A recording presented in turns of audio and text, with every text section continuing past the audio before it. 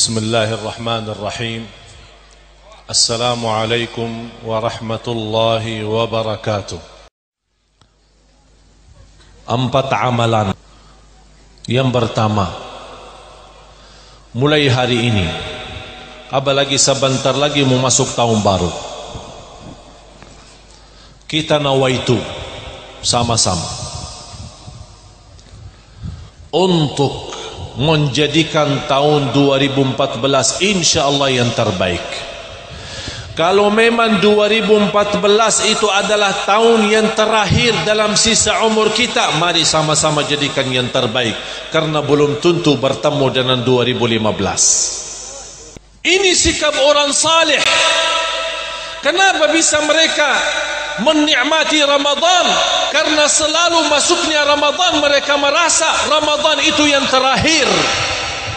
Begitu mereka menyambut tahun baru, mereka menyambut dengan berhati-hati dan bersemangat untuk mendekatkan diri kepada Allah, karena mereka meyakini bisa tahun ini adalah yang terakhir dalam sisa umur kita, karena tidak ada yang tahu berapa sisa umurnya. Tapi kita bisa menjadikan yang tersisa itu yang terbaik. Jangan anda fikirkan berapa yang tersisa, tapi anda fikirkan apa yang harus kita isi di yang tersisa. Mulai hari ini saya mohon dengan segala hormat, jangan tinggalkan salat lagi, terutama salat subuh. Demi Allah, sebagaimana saya bangga melihat ramainya Bapak Ibu hadir, Rasul akan bangga kalau melihat umat Nabi Muhammad ma'murkan masjid, apalagi salat subuh. Saya yakin Rasul bangga. Apakah anda tidak senang kalau Rasul bangga? Senang enggak? Demi Rasul, bukan demi Ali Jabir hamba Allah, tapi demi Rasul, supaya Rasul bangga bisa senyum.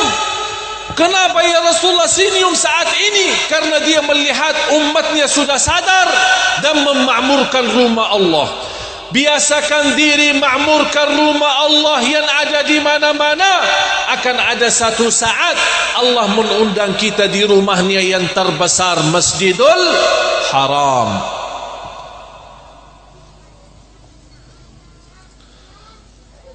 Dan jangan tidur di malam hari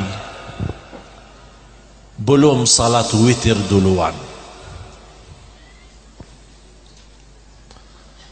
Apa itu salat witir? 2 rakaat tutup 1, sudah witir. Kapan? Sebelum tidur. Kenapa saya bilang begitu? Bukan ini nasihat Ali Jabir, ini nasihat Rasul sallallahu alaihi wasallam. Rasul, kata Abu Hurairah radhiyallahu an, Rasul telah menwasiatkan kepadaku witir sebelum tidur. Seolah-olah Rasul memang witir akhir malam kan lebih baik kan?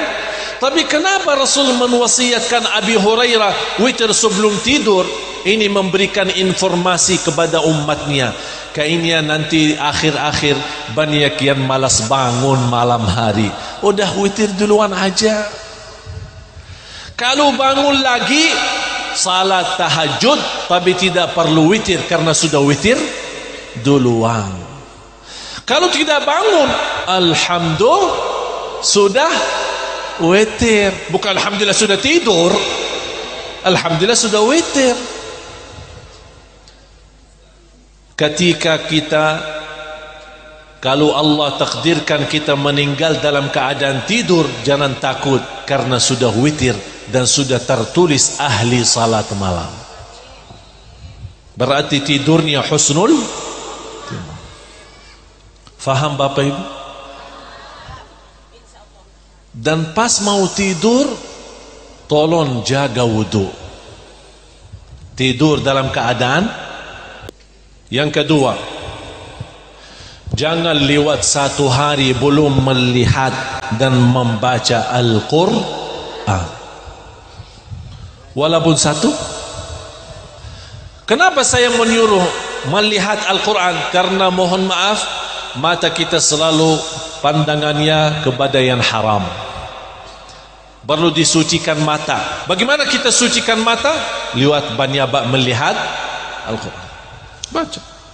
A'udzu billahi minasyaitonir rajim. Bismillahirrahmanirrahim. Alif lam mim. Dzalikal kitabu la raiba fihi hudan lil muttaqin. Shadaqallahul azim. Sudah baca dan sudah melihat. Tolong dirutinkan.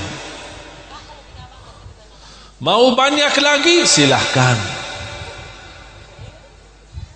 semampunya. Kalau saya memberikan yang sederhana. Anda mampu lebih, silahkan. Mau 30 juz, silahkan. Mau juz 30, silahkan. Yang penting jangan lewat 1 hari belum baca Al-Quran. Karena ayat yang pertama yang Allah turunkan kepada Nabi kita, Iqra bismi rabbikal ladzi khalaq. Yang ketiga, zikrullah. Anda lagi jalan, mau kemana? Pasar. Subhanallah bihamdi, subhanallahil azim, subhanallah bihamdi, subhanallahil azim. Ibu-ibu lagi masak. Subhanallah bihamdi, subhanallah bihamdi, subhanallah. Terus tangan bekerja, lidah kita pun bekerja. InsyaAllah makanannya berkah dan nikmat. Semampunya. Subhanallah walhamdulillah wa la ilaha illallah wallahu akbar. Tidak perlu harus kita berzikir ramai-ramai atau di masjid. Biasakan diri zikir dimanapun berada, dalam keadaan apapun. Amalan zikir termasuk amalan yang paling sederhana, tapi pahalanya yang paling tinggi. Zikrullah. Fadhkuruni azkurkum. Ingatlah kepadaku, aku ingat kepadamu, kata Allah. Ya ayyuhalladzina amanu dzkurullaha dzikran katsira. Hei orang beriman, berzikir kepada Allah sebanyak-banyaknya. Allah minta yang banyak. Dan ringan, tidak ada keberatan. Wudu, tidak wudu. Dalam keadaan junub, tidak junub. Ibu-ibu lagi halangan, boleh zikir. Duduk, berdiri, berbaring, jalan kaki, naik motor, naik mobil, dimanapun boleh minta. Jangan kita saat berdoa, tapi kita punya rasa, ya Allah, tapi kayaknya dah diterima ya. Berarti kita dah pintar dong. Yakini. Jangan anda berkata hanya Ali Jabir yang jelas diterima doanya. Tidak tahu. Karena soal diterima itu bukan urusan kita. Kita selesai tugas kita, doa. Siap? Nangis dan yakin. Yakin apa? Yakin Allah terima, akan berikan. Bagaimana Allah berikan? Bukan urusan kita. Allah punya bermacam cara. Saya akhiri cerita dan tutup doa, supaya kita tahu apa yang Allah berikan dan Allah aturkan, itulah yang terbaik. Percayalah, serahkan kepada Allah. Dan yang mengumpulkan doa dunia akhirat, Rabbana atina fid dunya hasanatan wa fil akhirati hasanatan wa qina. Ini termasuk salah satu doa yang agung di doa Nabi kita, Nabi Muhammad sallallahu alaihi wasallam. Kenapa agung? Karena kumpulkan dunia dan akhirat. Allah berikan rezeki berangkat haji. Pas dia lagi tawaf, ya Allah, jodoh yang salihah, yang cantik, yang kaya. Tawaf 7 kali, itu aja doanya. Tak ada pernah minta ya Allah ampuni, ya Allah sehat. Tak ada. Pergi Safa Marwah, Ya Allah, jodoh yang salihah, yang cantik, yang kaya. Jamaahnya pada heran. Kayaknya iblis juga pada bingung, ini doanya mulu itu ada lagi. Pulang kampung habis haji, masih bayangannya doanya itu. Kapan ketemu jodohku yang cantik, yang salihah, yang kaya? Pas dia jalan di kampung dikejar anjing. Dia lari kabur. Akhirnya anjing sempat gigit kakinya, luka dan berdarah. Datang ambulan. Datang. Dibawa ke rumah sakit. Dalam perjalanan dia kesal. Ya Allah, selama ini aku mohon jodoh yang salihah, yang cantik, yang kaya. Masa dikirimkan anjing? Kesal dia.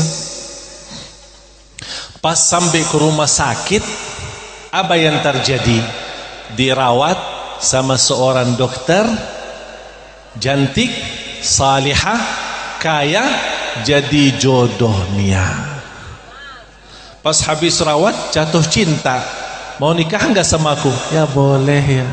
Sama-sama cinta. Aku cinta juga kepadamu. Nikah.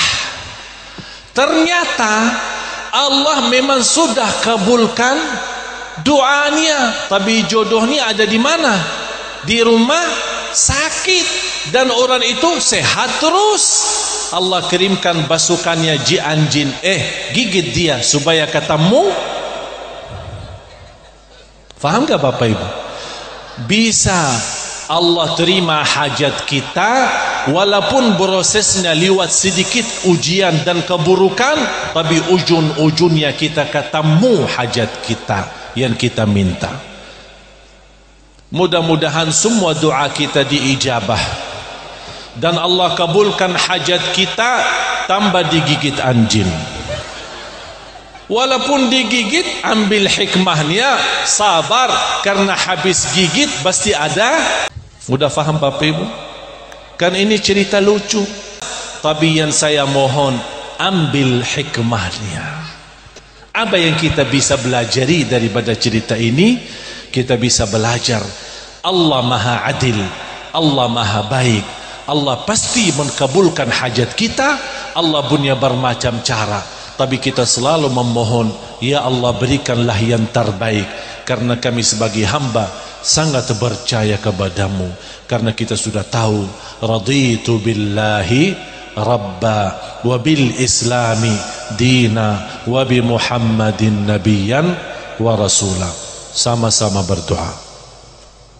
Angkat tangannya, bukakan hatinya, kalau boleh tundukkan kepalanya, karena kita wajib bersama-sama merasakan kehadirat Allah. Dan yakini Bapak Ibu, saat ini Allah Maha mendengar, Allah Maha mendengar, dan Allah Maha melihat. Allah tahu di mana kita sekarang dan apa isi hati kita sekarang. Allah tahu apa hajat kita sekarang dan apa hajat kita nanti dan di hari kiamat. Oleh karena itu saya berdoa, Anda menaminkan doa dalam perasaan yakini Allah saat ini Maha mendengar dan Maha melihat, dan Allah Maha mengetahui segala keinginan dan hajat kita.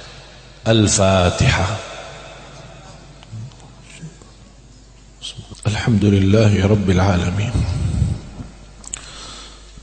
Alhamdulillahi hamdan kathiran tayyiban mubarakan fih, mubarakan alaih kama